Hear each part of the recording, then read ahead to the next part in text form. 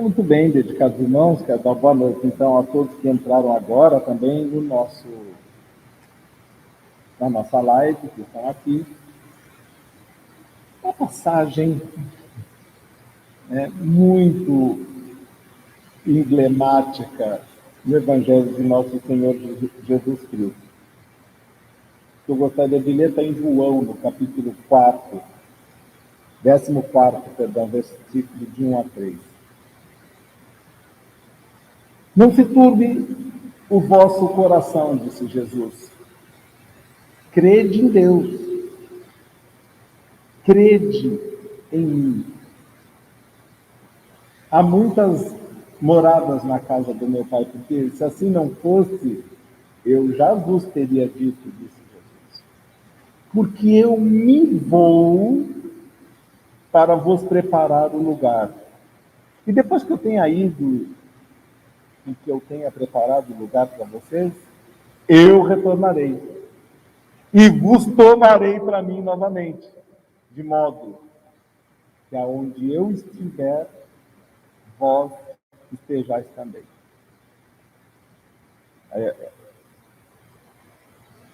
Vocês concordam comigo? Dá para ficar 10 dias aqui sem se mexer, só falando desse assunto? Tem múltiplos aspectos para que nós possamos abordar esse tema. Mas depois nós vamos falar diversas categorias do mundo habitado, diversas categorias. O destino da Terra, interessante. Os mundos superiores, mundos inferiores.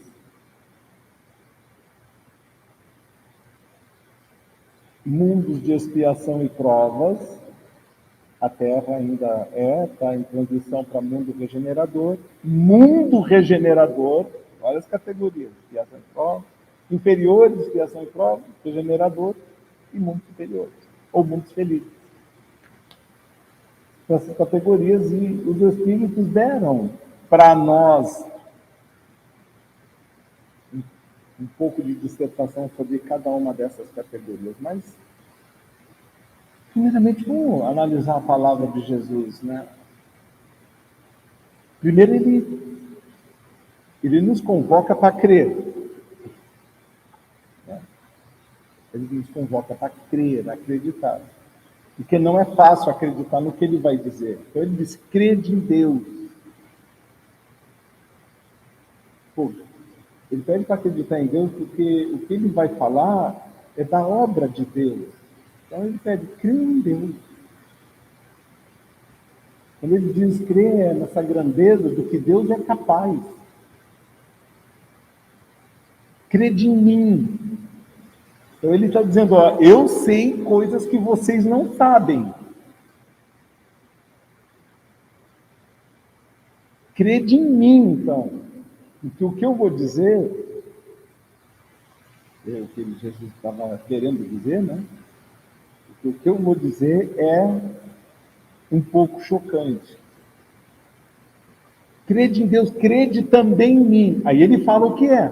Primeiro ele chamou a atenção de todos.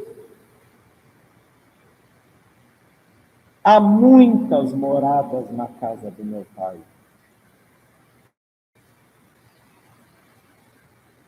Porque se assim não fosse, eu já vos teria dito. Vejam que Jesus, quando ele disse que eu já vos teria dito, ele está fazendo referência a ele e a todos que ele enviou em seu nome ao longo de milênios para falar dessa questão. Se assim já não fosse, eu já vos teria dito, alguém já teria vindo falar sobre esses assuntos. Porque se nós formos olhar nos povos da antiguidade, os egípcios principalmente, eram espíritos que tinham desenvolvido um conhecimento de astronomia dos mais impressionantes. De tal forma que eu vou só dar uma indicação para vocês. Lá nas pirâmides da planície de Gizé, Quéops, Kéfren e Miquerinos, que são as três grandes pirâmides, e a maior sendo Quéops, elas têm alinhamentos perfeitos com os sistemas planetários. Por exemplo, as três pirâmides, elas têm um alinhamento com o cinturão de Órion, da constelação de Órion, que são as Três Marias. Aquelas estrelas que a gente diz as Três Marias. Por exemplo, como é que eles fizeram isso? Com que exatidão eles guardaram? E fora o que Emmanuel fala no livro A Caminho da Luz, para não dizer assim, Geraldo está tirando esses assuntos de obras duvidosas. Eu vou pegar, Emmanuel, A Caminho da Luz, psicografado pelo Chico, e o Chico dá uma aula, Emmanuel, pelo Chico, dá uma aula sobre essa questão de astronomia e fala dos conhecimentos que os egípcios, antes de voltarem para o mundo de onde eles vieram, que foi Capela, aqui um recadinho já, eu já vou tocar nesse assunto. Antes deles retornarem, eles deixaram ali, guardado nas pirâmides, para quem gosta do assunto, né? Eu sei que aqui tem bastante gente estudiosa, bastante gente que gosta desse tema, uma série de revelações misteriosas na geometria das pirâmides. Por exemplo, o apótema, que é a distância do centro a uma circunferência traçada ao redor da pirâmide de Quéops, que é então uma linha, é o raio do centro da pirâmide a uma circunferência traçada ao redor, dá exatamente a distância do Sol à Terra, que são 150 milhões de quilômetros. Obviamente, medido, multiplicado por mil. Por 1 milhão dá 150 milhões de quilômetros. Peraí, eles não podiam. Como é que eles souberam isso? Fora o resto, porque eu não vou ficar, senão eu vou ficar o dia inteiro falando sobre as pirâmides do Egito, embora o assunto seja muito bom, tem mais coisas para falar. Então, ele disse que ele enviou pessoas antes. Se não fosse isso, ele já teria dito. Deus, porque também há muitas moradas na casa da paz, que assim não fosse, eu já teria dito. Bom, é que Jesus, ele é um governador espiritual do nosso planeta, certo? Emmanuel contou isso no primeiro parágrafo do livro A Caminho da Luz, citado pelo médium Francisco Xavier. Se ele é o governador, ele é o arquiteto desse planeta, e o nosso planeta tem uma idade de 5 a 6 bilhões de anos. Vejam que Jesus é arquiteto sideral há 6 bilhões de anos.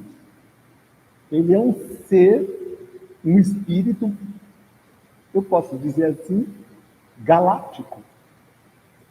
Porque ele foi convidado por Deus a ser o arquiteto da Terra.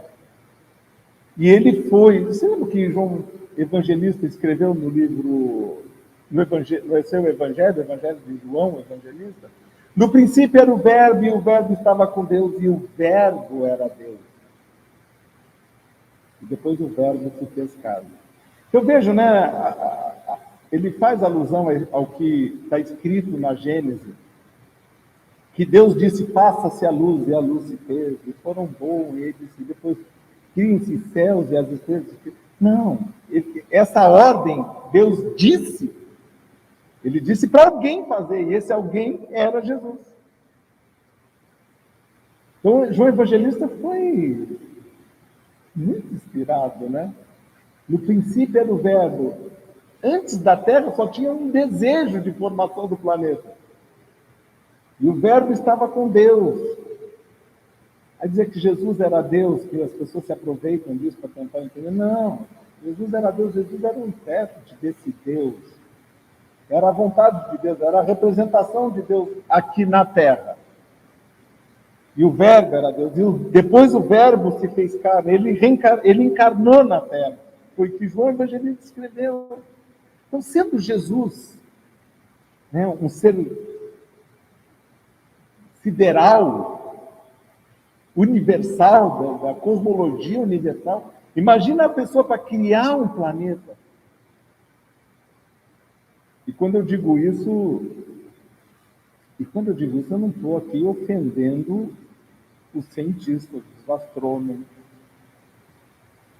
porque eles conhecem a teoria do Big Bang, que deu origem ao universo, e todas essas questões. Mas aí nós temos a nossa fé. Até agora ninguém provou que Jesus é o arquiteto da Terra, só a revelação que Emmanuel nos deu no livro A Caminho da Luz. Né? E que também, no livro dos Espíritos, há referência sobre esse assunto. O que nós queremos dizer, e sem querer chocar os cientistas, e extremamente respeitando esse entendimento importante para nós, para a gente poder conhecer o funcionamento do universo, essa relação entre o universo e nós, e graças a eles que se debruçam sobre telescópios, radiotelescópios, nos trazem informações de galáxias distantes, interpretam as imagens que o telescópio Hubble, nos traz dia a dia. Esses homens planejam a ida de sondas a outros planetas, como está no caso a Curiosity, lá em Marte, mandando imagens, fotos do planeta Marte para nós, em tempo real, foto 3D. Drones já estão voando na superfície de Marte. O homem que foi à Lua. Nós temos que agradecer, respeitá-lo, mas nós temos uma informação especial aqui. Ela explica muito sobre a formação do nosso planeta. Uma coisa é certa, e é um consenso da ciência. Não existe efeito sem causa. Ora, isso é um axioma da ciência. Olhemos a perfeição do universo. O acaso é capaz de produzir perfeição? Não. Então, se existe perfeição no universo, existe uma ideia diretora perfeita para essa criação. Porque o caos não gera perfeição nem exatidão. O caos gera o caos. Mas no universo não existe caos, existe perfeição. Por isso Jesus crente em Deus. Ele é a perfeição. Aliás, quando Allan Kardec perguntou o Espírito da Verdade, imaginem um homem da sabedoria de Allan Kardec. Ele tem tudo para perguntar para um espírito que sabe responder qualquer pergunta que ele vai fazer. Pergunta qualquer coisa e a pergunta vai ser exata, precisa, real e verdadeira. Qual foi a primeira pergunta que Allan Kardec fez para o Espírito da Verdade, que está lá no Livro dos Espíritos? O que é Deus? Importante, porque é a maior pergunta que o homem fez ao longo de toda a sua história. Quem governa isso tudo? A quem eu me reverencio? A quem eu reverencio? A quem eu me submeto? A história da humanidade fez essa pergunta desde que o homem começou a raciocinar. Para quem eu peço para chover, para parar de chover? Para quem eu peço para afastar isso ou chegar aquilo? A história da humanidade fez essa pergunta, e Allan Kardec perguntou para o Espírito da Verdade, o que é Deus? E o Espírito da Verdade respondeu, Deus ele é o Espírito da Verdade, como verdade respondeu na forma essencial, sucinta, como sempre nós imaginemos que um Espírito superior é. E é bom que nós aprendemos uma coisa. Se você perguntar para um espírito superior, ele ficar contando histórias, está estranho. O espírito superior ele não tem tempo para ficar contando história. Ele é simplesmente muito objetivo. O que é Deus? Deus é a inteligência suprema causa primária de todas as coisas. Ninguém é mais inteligente que Deus. A causa primária, a causa primeira de tudo que existe no universo. Causa primária, ele começou tudo. Então, sendo Deus essa inteligência causa primária, a pergunta máxima que Allan Kardec fez, então nós, sem querer a gente confrontar com a ciência, a gente fica com as revelações que os Espíritos nos deram e nos falam sobre essa governança de Jesus no universo, que é a Terra. Ele direcionou a formação do nosso planeta. E quando ele disse há muitas moradas na casa do meu pai, ele que organizou a Terra, eu acho que ele sabe o que ele está dizendo. Que existem muitos outros mundos. Será? Vamos fazer então agora aqui rapidamente uma análise nesse assunto, para que nós possamos dar valor ao que Jesus disse? Vamos lá. Quantos sóis existem na nossa galáxia? A nossa galáxia é a Via Láctea. Quantos sóis existem? 100 bilhões de sóis. Bilhões de sóis. Na nossa Via Láctea. A nossa Via Láctea, o nosso Sol é um desses sóis. E tem um sistema solar, né, de 9 planetas, vamos dizer assim. Estão dizendo que Plutão não é planeta, mas eu vou ficar com o que eu aprendi quando eu era pequeno. Plutão é planeta. O nosso Sol, uma estrela, tem 9 planetas, um deles tem um sistema de vida como é o caso da Terra. Vida igual à Terra nos outros 8 planetas não tem. Isso é certo. Igual à Terra. Vou ter igual à Terra porque tem vida nesses outros planetas não igual à Terra. Agora vocês imaginem que na Via Láctea tem 100 bilhões de sóis. Bilhões. Cada Sol tem um sisteminha assim, parecido com o nosso. Será que tem morada na Via Láctea?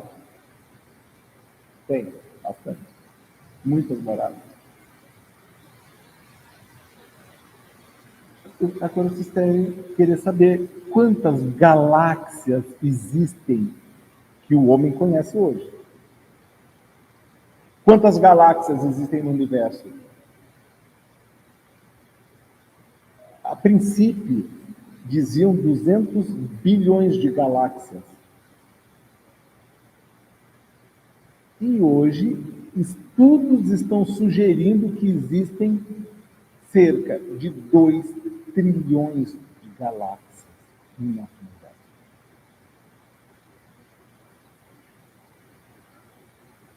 Gente, é muita morada, não é? Por isso que Jesus disse, há muitas moradas na casa do meu pai. Ele sabia disso. Ele é arquiteto de mundos. Ele pode crer em mim. Acreditem em Deus. Se assim não fosse, eu já teria dito para vocês.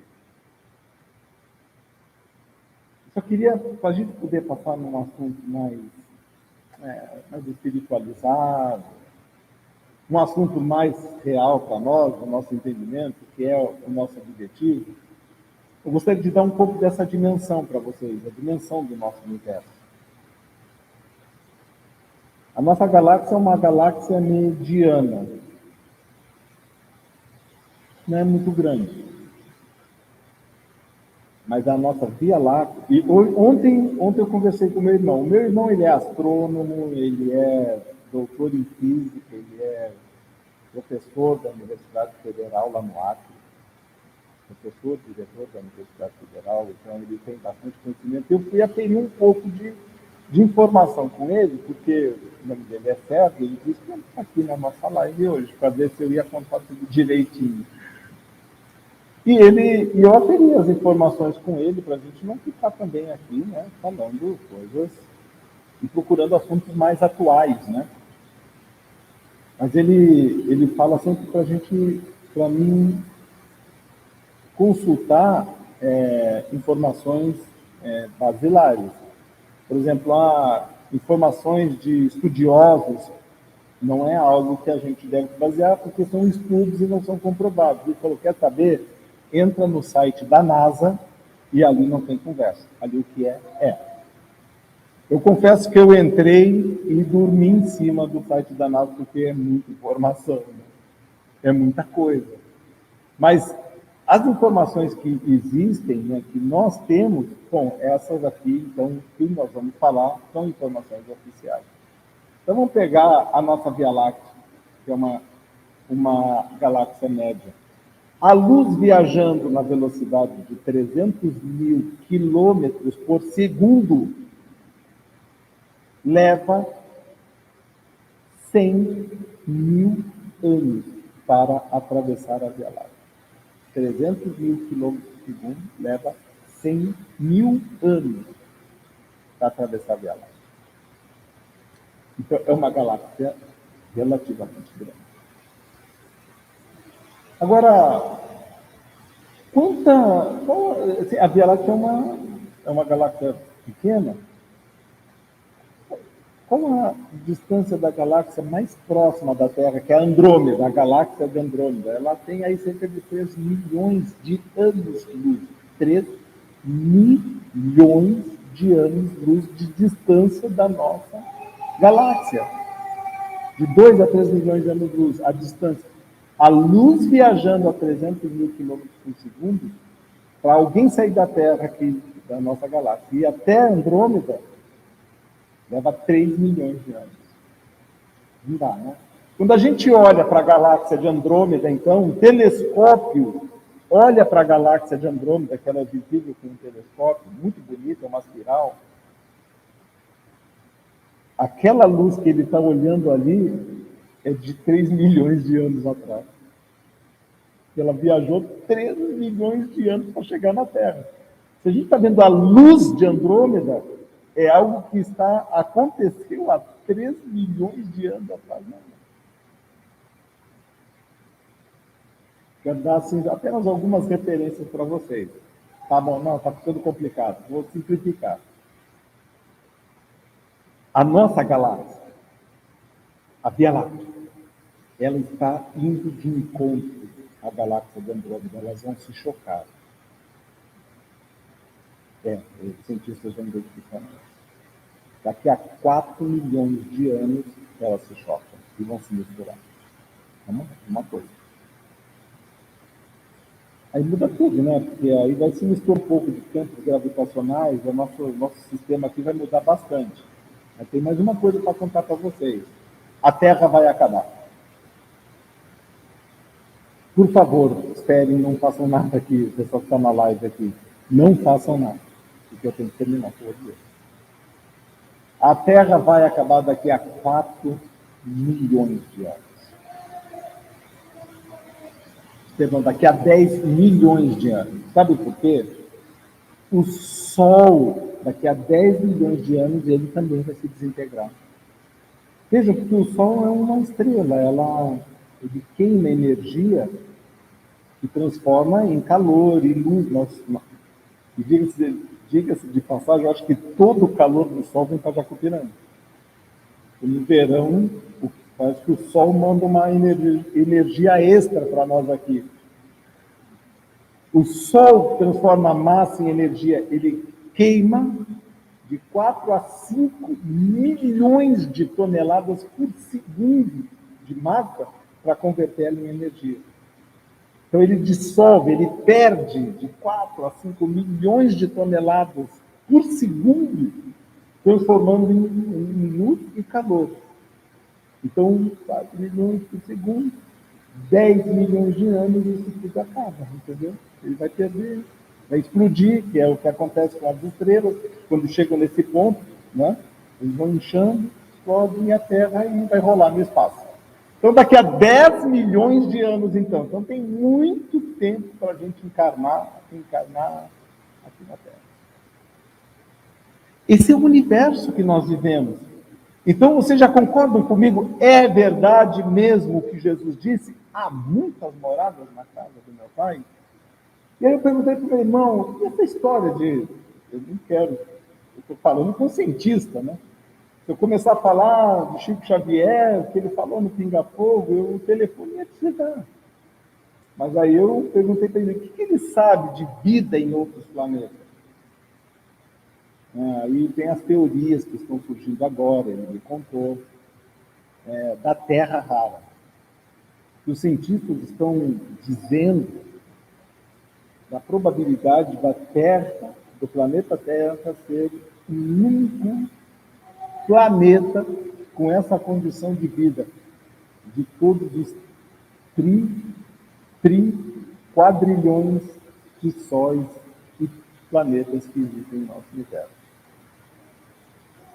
Um cientista que foi, ele fez um astrônomo, ele fez uma equação, a equação da vida, que é Drake, cientista. Ele fez uma equação que, de acordo com as condições do sistema, se há possibilidade de ter vida nesse ou naquele planeta, existe a equação da vida em outro mundo. Mas não vou ficar tomando tempo de vocês, já são 8h30, né? A gente falou bastante sobre a Terra. Vocês gostariam de ir para um mundo próximo à Terra, uma estrela? A estrela mais próxima da Terra é a Alfa Centauro. Essa está fácil. A Alfa Centauro está lá. Ela está a 4 anos-luz do nosso planeta. Está fácil, né? A luz viajando a 300 mil quilômetros por segundo leva 4 anos para chegar em Alfa Centauro. Vejam que... E aí ele me falou assim, Geraldo,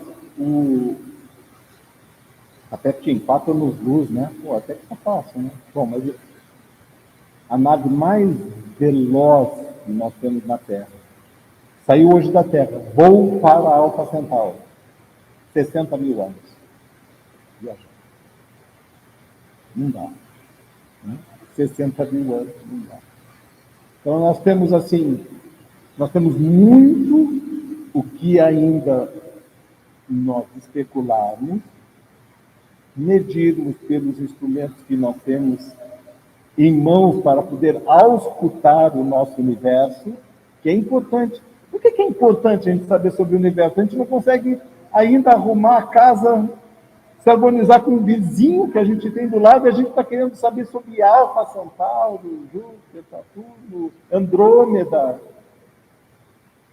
É importante para a gente valorizar o nosso Pai. Nós temos um Pai dessa magnitude. Será que ele não é capaz de nos ajudar? Ele coordena um universo de 2 trilhões de galáxias. Não vai dar uma força para nós? Vai. Nós somos filhos desse Pai.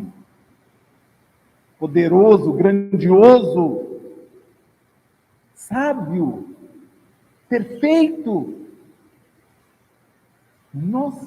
Isso tudo nos anima para dizer, Senhor, olha eu aqui, olha para mim, me ajuda. Então não diz assim, resolve para mim, porque ele fica meio chateado. Porque Deus gosta que a gente aprenda a vencer e nunca mais depender dele. Você me salve, ele vai dar a ponte, mas só que eu vou ter que atravessar a ponte. Ele vai indicar a ponte, eu vou atravessar a ponte. É assim que funciona com Deus. A gente viu há pouco, pedir e obtereis, buscar e achar. Nós temos que saber o que nós pedimos, o que nós buscamos para com Deus. Então, tudo isso que nós falamos aqui é para ficarmos dando aula de astronomia. Apesar de que Eurípides Barçanufo gostava, né?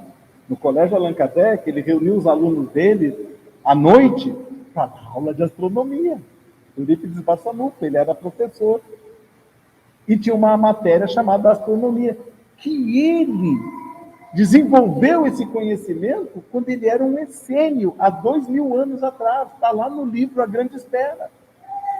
Eurípides Barçanufo, ele era O jovem Marcos, do livro A Grande Espera, e ele liderava uma comunidade de essênios, de pessoas naquela, diríamos, seita, aquele agrupamento de pessoas que comungavam no mesmo pensamento, que era os essênios. Então, Eurípides Barçanufo, desde aquela época, guardava o interesse pela astronomia. Quando ele reencarnou agora, com a missão de ser o médium espírita, ele desenvolveu essa mesma ciência. Então, nós estamos aqui falando um pouco disso tudo para nós mostrarmos a grandeza de Deus. Agora, há uma ciência nisso para nós desdobrarmos agora aqui. Nós vamos falar se a vida em outros mundos. Então, nós vamos falar agora, me perdoem os cientistas, eu vou entrar no campo do espiritismo, das revelações espirituais seguras, e eu não vou ficar falando de outros autores, senão do médium Francisco Cândido Xavier. Ele recebeu um livro da sua mãe, de Maria João de Deus, está lá, Cartas de uma Morta. E vocês imaginem que a mãe do Chico psicografou um livro para ele. Vocês imaginem. Será que dá para dar crédito ao que eu vou contar agora aqui? Ela falou assim, ai, bonito Saturno. E o mentor dela falou assim, vamos visitar Saturno? Gente, Saturno está a 2 bilhões de quilômetros da Terra. 2 bilhões de quilômetros da Terra. Então está muito longe daqui. Vamos lá visitar Saturno, eu estou em Saturno. Gente, como é que se viaja para Saturno assim, na velocidade do pensamento? Está lá no livro. Ela descreve a vida em Saturno. Vou falar de novo o livro, quem está aqui na live pode anotar. Psicografia do médico Francisco Cândido Xavier, Cartas de uma Morte. Tudo bem, o Chico, né? Eu vou falar do livro Renúncia, também ditado pelo Espírito Emmanuel. Também psicografado pelo Chico, ditado pelo Espírito Emmanuel. No começo do livro tem uma conversa de um dos personagens do livro, que se chama Alcione. Ela tinha um ente querido que iria reencarnar na Terra, passar por uma situação, estava numa região não muito boa, aqui nos umbrais do nosso planeta, e ela é um espírito de luz, Alcione, iluminado. E ela foi conversar com o seu tutor espiritual, que era o Antênio. Ela falou, Antênio, olha, eu vim pedir a sua permissão para me reencarnar na Terra, porque eu vou encaminhar uma pessoa que eu amo muito para o processo reencarnatório e eu gostaria de ajudá-la na Terra, nesse processo. E Antênio falou, mas Alcione, você está fazendo trabalhos tão importantes aqui no sistema de Sírios. Eles estavam falando no sistema de Sírios.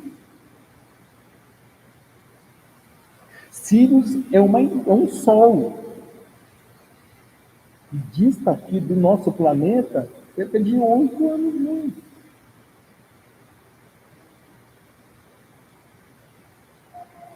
Vejam,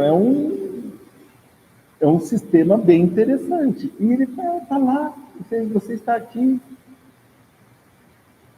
E aí Alcione está sendo que eu queria muito encarnar lá, e aí ele fala para ela assim, tá bom, você vai se preparar para reencarnar na Terra. E eu calculo que você, para se adaptar à atmosfera do planeta, vocês imaginem que ela não tinha condições, porque lá nesse mundo, a forma espiritual dela, o revestimento perispiritual dela era muito, muito diferente do nosso. Calculo que para você adquirir as condições necessárias para reencarnar, levará 10 anos terrestres se preparando, ou seja, condensando o seu perispírito para poder reencarnar aqui na Terra. Eu estou falando de Alcione, daquela jovem. Está lá no livro Renúncia, leiam. Vocês já pararam para pensar como é que foi a preparação para Jesus encarnar aqui na Terra?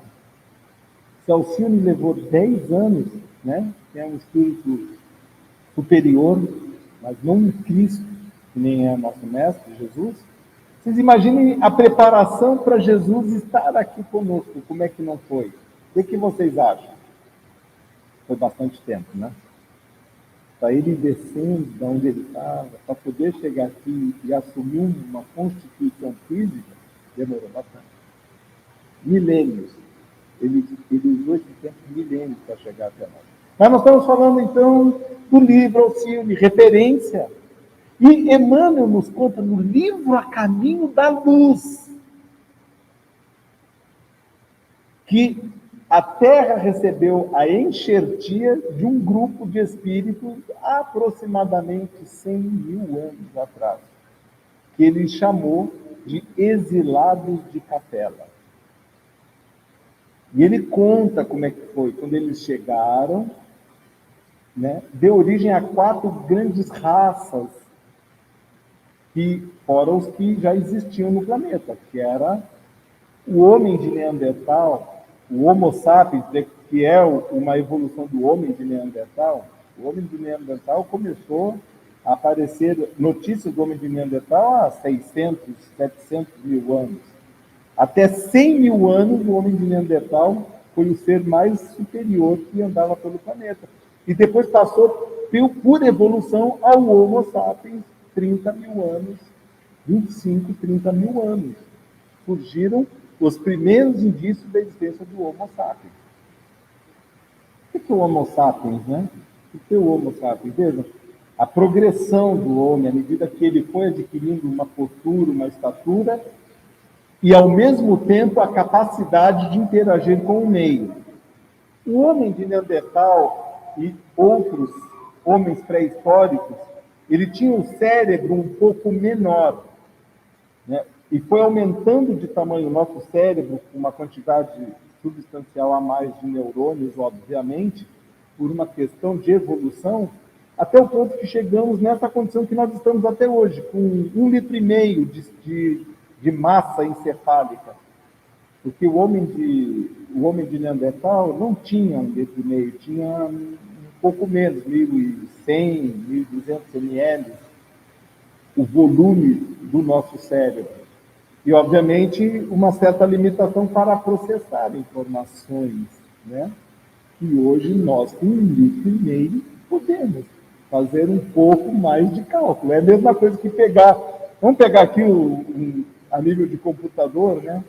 Um Core i1, né? i2, i3, um Core i7. O processador é muito maior, dá a capacidade de fazer mais atividades.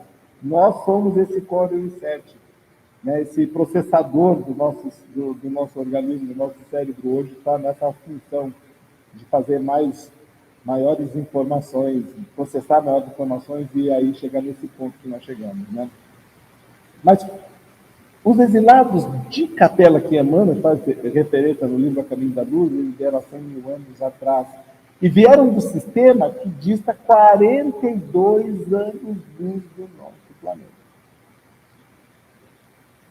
Como é que viajaram esses seres? Veja, para nós ir até o Pacental com 60 mil anos, a nave mais potente, você imagine os exilados de Capela para vir para cá. Como é que eles viajam? Eu não vou nem saber, está longe de mim ainda isso.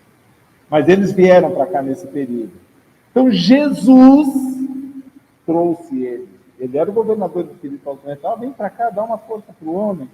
O homem está muito primitivo. Vocês vêm aqui um pouco de cultura, inteligência. Vocês encarnam nesse mundo, ajudam o homem a progredir, espiam também um pouco da maldade de vocês.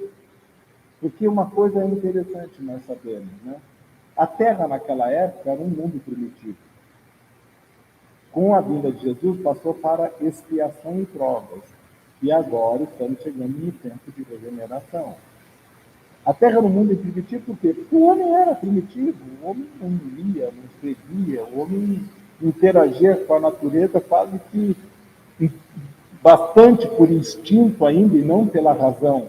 A partir do momento que o homem começou a modificar o meio em que ele vivia, começou a sair da condição de nômade, né, ser um um pouco mais sedentário, a partir de que ele começou a fixar agrupamentos, aí ele passou a modificar o sistema, começou a plantar, ele começou a criar, ele começou a educar, ele começou a ter um outro tipo, mas isso veio com uma ajuda externa, de seres que guardavam todo esse entendimento. Foi a contribuição dos exilados de Capela para nós. Gente, livro a caminho da luz, não estou contando aqui nada da minha cabeça. Então nós estamos vendo referências na obra espírita de vida em outros planetas. Humberto de Campos narra no livro Novas Mensagens a visita que ele foi fazer no planeta Marte. As pessoas vão lá e não veem vida em Marte, mas que tipo de vida existe em outro planeta? Allan Kardec, no Livro dos Espíritos, e também faz referência, e na Revista Espírita, de 1858, ele entrevistou Mozart. Claro, Mozart desencarnou ali, perto de 1700. Mas em 1860, 1858, perdão, ele já fez uma entrevista com o espírito de Mozart. Adivinha onde Mozart vivia? Em Júpiter. E por um médium que tinha a qualidade de desenhar, Victorien Sardou, ele fazia pinturas mediúnicas, Mozart fez, através dele, um desenho da casa dele em Júpiter. Agora, gente, os cientistas dizem que a vida em Júpiter terrena, ela é completamente impossível, e com razão, assim, a vida como nós temos. A mãe do Chico também foi visitar Júpiter. Está lá no livro 14 de uma morte também. Então, Mozart descreve a vida em Júpiter. Então, os seres que estão lá em Júpiter não têm o mesmo corpo que o nosso, porque é impossível, ninguém aguentaria. A atmosfera de Júpiter cheia de enxofre, de amônia, oxigênio, quase nada. Nitrogênio, nada. Não tem como sobrevivermos lá. Mas que tipo de vida existe em outros mundos? Que tipo de organismo, de constituição?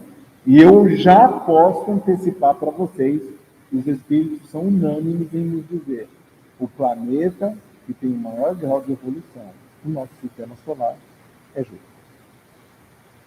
E Santo Agostinho conta aqui, quando a gente desencarnar, vamos rezar para que a gente seja merecedor de ir para uma morada dessas felizes. Porque o Júpiter é um mundo superior. Eu vou concluir essa história de vida em outros planetas, para a gente não ficar aqui muito impressionados. Eu estou vendo aqui que as pessoas estão aqui nos fazendo vários comentários aqui na nossa live. A gente faz referências a várias obras, e eu vou citar uma última aqui, do médium Divaldo Pereira Franco. Na verdade, são duas obras que ele faz referência a essa mesma situação, que é o livro Transição Planetária e Amanhecer de uma Nova Era. Nesse livro, o espírito Manuel Filomeno de Miranda nos conta uma coisa: espírito do sistema de Alcione, então não é o personagem do livro Renúncia, é a estrela Alcione. A Terra gira ao redor do Sol e o nosso Sol gira ao redor de Alcione. Tem um sistema de rotação, de translação, através de Alcione. Alcione, para quem quiser ver, falar depois, olha para cima. É aquela constelação que tem uma forma de uma panela, que a gente chama de Pleiades. Tá? Aí você olha para o céu, aquela panelinha lá, uma estrela mais brilhante daquela panela que está lá no céu. Hoje não dá para variar, o céu está coberto de nuvens. Uma dessas estrelas das Pleiades se chama Alcione. E o espírito Manuel Filomeno de Miranda, no livro Transição Planetária e Alvorecer de uma Nova Era, disse que Jesus convidou espíritos que habitam esse sistema de Alcione para encarnarem aqui na Terra. São espíritos puros. Para dar vou usar uma expressão aqui, um upgrade moral e espiritual no nosso planeta. Eles vão reencarnar em várias partes do mundo. Encarnar. Reencarnar não, porque nunca tiveram aqui. Vão encarnar. Em várias partes do planeta e vão, assim, dizer por A mais B mais C mais D como que nós devemos ser. Com ética, moral, respeito, né? Com respeito, né? E com muita espiritualidade, religiosidade. São espíritos que não vão falhar. Eles já se despojaram de toda a maldade. Eles não conseguem fazer coisas que não sejam a vontade de Deus. Eles estão acontecendo aqui. Isso já está reencarnado. Há pessoas que criaram a teoria das crianças índigo. São os espíritos que estão reencarnando nesses mundos. Tiveram essa noção. E desde a década de 80, 90, começou a vir esses espíritos a reencarnar na Terra. Por que dizem crianças índigo? Eu não quero ficar criando fantasia na cabeça de ninguém, porque as pessoas falam muitas coisas que não são reais por conta disso. Mas essa ideia de criança índigo é porque médiuns videntes olhavam para a aura dessas crianças e era uma luminosidade azulada tão intensa, por causa da sua superioridade espiritual, que deu uma criança índigo, azul. Porque a aura dela luminosa, azul, são espíritos de alta luminosidade, de grande espiritualidade. Então o médium olha, meu Deus, uma criança azul, uma criança índigo. Eles criaram essa teoria, mas só que são espíritos realmente muito superiores. Então nós estamos vivendo esse momento aqui na Terra, em que essas pessoas estão nos ajudando a nos dar um padrão espiritual de comportamento, de entendimento e de tudo mais. Então a Terra hoje está passando de um mundo de expiação e provas para um mundo de regeneração. O que é um mundo de regeneração? Eu vou concluir, tá? Então, de expiação e provas eu não vou precisar contar, porque nós já conhecemos, né? Nós estamos vendo corrupção, Covid, roubo, assassinato, tudo, né? Mentiras, exploração, todo esse tipo de calúnia, faz parte do mundo de expiação e provas. As doenças, a necessidade de se ter doenças para poder nos educar o corpo, a mente, nos fazer voltar para Deus. Mas Santo Agostinho vai falar dos mundos regeneradores. Eu queria só ler para vocês, porque aí vale a pena a gente, agora nós vamos fazer força para ir para esse mundo, né? Para Júpiter, de preferência. Mas há também cada turbilhão planetário e tudo mais aqui, né? Já ouviu falar das amplas faculdades de que a alma foi dotada para praticar o bem, né? Mas existem os que sucumbem, então Deus não quer. Os mundos regeneradores servem de transição entre os mundos de expiação e felizes. Então, entre mundo de expiação e prova e um mundo feliz, existe um mundo regenerador, que nós estamos chegando nele. A alma que se arrepende neles encontra paz e descanso, acabando de se purificar. Sem dúvida mesmo, nesses mundos, o homem ainda está sujeito às leis que regem a matéria. Nada que nós não possamos entender. A humanidade experimenta as vossas sensações e os vossos desejos, mas está isenta de paixões desordenadas que vos escravizam. Neles não há mais espaço para o orgulho que emudece o coração. A inveja que o tortura e o ódio que o asfixia. Nesses mundos, ninguém tem inveja um do outro. Já pensou? Que bom. Você está tão feliz. Que bom que você está feliz. Parabéns. Tentem dizer para algumas pessoas que você está feliz. O cabelo começa a cair na hora. O dente amolece e a pessoa começa a ficar meio estranha. Porque muitas pessoas não se contentam com a nossa felicidade. Hoje, aqui no mundo de expiação e prova, você sorri, por que você sorri? As pessoas estão morrendo. E já querem que a gente fique chorando. Então a gente fica, não dá para ser feliz. Não. No mundo regenerador, as pessoas ficam felizes com a sua felicidade. Que bênção, hein? Nele não há mais orgulho, né? A palavra amor está escrita em todas as frontes. Uma perfeita equidade regula as relações sociais. Todos manifestam a Deus e procuram elevar-se nele. É presente, hein? Esse é um mundo regenerador. É um mundo que todos nós devemos fazer força para habitar. Vejam, nós estamos reencarnados no planeta Terra. Vou dar uma revelação aqui, se preparem. Todo mundo que está na live aqui, ó, nós estamos com 45 pessoas online. Todo mundo que está presente na live entenda uma coisa. Até o ano de 2057, nós estaremos plenamente dentro do mundo de regeneração. Nós estamos entrando, e até 2057. Agora, vocês imaginam, o que vai acontecer até lá para que essas pessoas invejosas, essas pessoas orgulhosas, essas pessoas inescrupulosas que ainda existem no nosso planeta? Nós vamos estar entrando num mundo em que as pessoas não são assim. O que vai acontecer nesse período? Nós estamos em 2022 até 2057. De onde que eu tirei isso? Pinga Fogo. 1971. Uma entrevista com o médium Francisco Cândido Xavier na Rádio Tupi. Perguntaram para ele o que os espíritos falam sobre a progressão da Terra, e ele falou: Emmanuel, que está aqui, está dizendo para mim que até o ano de 2057 a Terra vai estar dentro do mundo de regeneração. É o Chico. Então, o Chico já virou uma palavra quase que incontestável. A gente aprendeu pela sua retidão que ele nunca se enganou e nunca mentiu.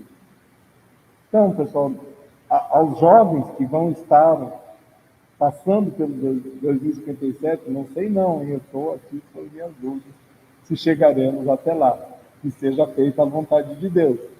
E se não for, se não chegar, que nos permita passar um tempinho lá, né, num mundinho desse que existe por ali, né, para fazer uma estada e voltar de novo rapidinho para continuar o trabalho, que é tudo que nós queremos. Se Deus permitir, já estou fazendo um pedido, reencarnar em Itacupiranga, para a gente continuar o trabalho dentro do Centro Espírita. E todo mundo que quiser também voltar, sejam bem-vindos. Então, dedicados irmãos, nós temos uma grande esperança a mover os nossos corações. Que esse mundo vai ser um mundo melhor. Vai ser um mundo feliz. Vai valer a pena nós lutarmos. As pessoas perguntam: o que eu tenho que fazer tanto bem se o mundo me retribui o bem que eu faço com o mal? Olha, vou falar uma coisa para vocês todos aqui. A diferença entre a vida e a morte, muitas vezes, é o bem que nós fazemos. Aquele veículo que está vindo na nossa direção e que não vai se chocar com o nosso carro, Deus vai avaliar: não, ele não vai morrer agora. Não vai morrer agora. Então, para aí um pouco, fura o pneu, fica um pouquinho na estrada aí passa o período que iria ceifar a nossa vida. A diferença entre vivermos e morrermos está proporcionalmente, diretamente proporcional ao bem que nós fazemos aqui na Terra e à avaliação de Deus, se merecemos ficar ou continuar. Eu tenho um amigo, e eu posso aqui aproveitar da palavra dele, ele pegou o Covid, Gilmar, aqui conosco. Gilmar Borges já veio aqui, virá novamente aqui no centro agora, no nosso centro, em janeiro. Ele pegou o Covid, ele e a esposa estavam com 85% do pulmão dele tomado. Fizemos nós uma prece juntos. Em 4 dias ele no médico falou: vou para casa, você não tem mais nada. Em 4 dias. Com 85% do pulmão tomado pela pneumonia, pela infecção. Não. Mas tem alguma coisa diferente. Ele dirige um centro espírita em Redenção. Ele é médium receitista junto com a sua esposa Shirley. E aí? Se nós não estivéssemos nós no caminho do bem, se pegássemos Covid, estaríamos vivos? Ele diz, Geraldo, eu tenho que trabalhar muito. Muito. Terminou o Covid. Falando do meu irmão Gilmar. Eu digo irmão porque nós somos irmãos. Terminou o Covid e na bateria de exames do Covid detectaram alguma anomalia no sangue. Foram ver um câncer de próstata. Daqueles mais terríveis. Ele falou, Geraldo, aí vamos rezar. Aqui não tem. Vamos rezar. E reza, e vai. Exame de próstata, cirurgia, próstata, tudo certo. Faz exame, tem Natal de alta, não tem mais nada. Como é que faz assim? Em questão de 2, 3 meses, nem quimioterapia. Ele fez, terminou. Ganhar 2 moratórias em 6 meses, não, aí vou dizer, ganha moratória quem merece moratória. E nós aqui, como é que estamos para as nossas moratórias? Ou será que nós não vamos precisar disso? Vamos. Nós estamos no mundo de expiação e prova. Até 2057 é mundo de expiação e prova. Não é mundo superior. Vale a pena fazer o bem, porque Deus vai nos dar. Quantas moratórias nós precisamos? Divaldo Franco teve 4 moratórias.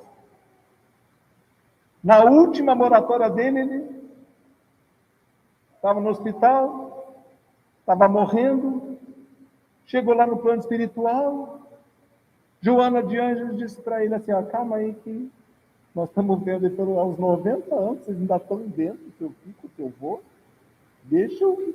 Não é você não. Aí demorou um tempo, falou, nossa Mãe Santíssima, Jesus autorizou que você continue mais tempo na Terra e volta para a Terra de Divaldo Franco. Hoje ele já está com 92 anos.